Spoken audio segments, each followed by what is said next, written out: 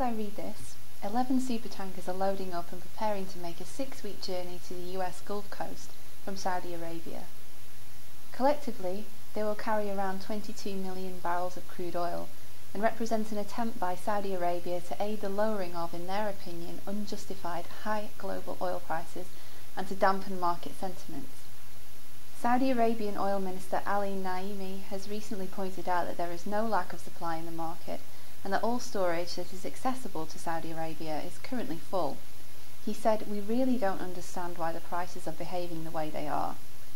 It could be argued that many people around the world unwittingly share this lack of understanding. In the US, tensions are characteristically strained surrounding the topic of high gasoline prices. Who is to blame for them? What to do about them? How to control them?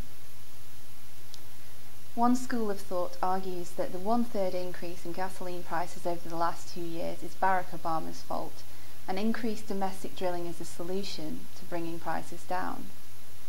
Republican presidential candidate Newt Gingrich is proposing to remove obstacles to oil and gas development onshore, incentivize offshore drilling in coastal states, and end the ban on oil shale development in the western USA.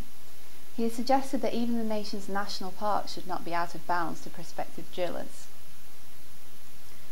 Putting aside concerns about environmental, ethical and responsibility issues inherent in promoting a policy of unfettered drilling throughout the nation, would it actually do anything to affect the price of gasoline at the pumps throughout the US? The Financial Times' Martin Wolf argues that in the US's case, producing more oil would have next to no effect on oil prices.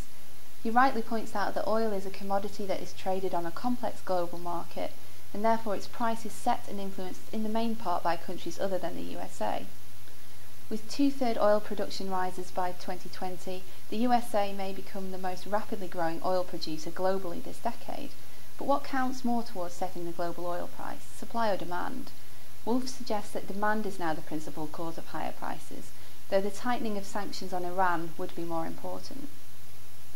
It seems unlikely that prices will fall in a climate of potential conflict in any key oil-producing area.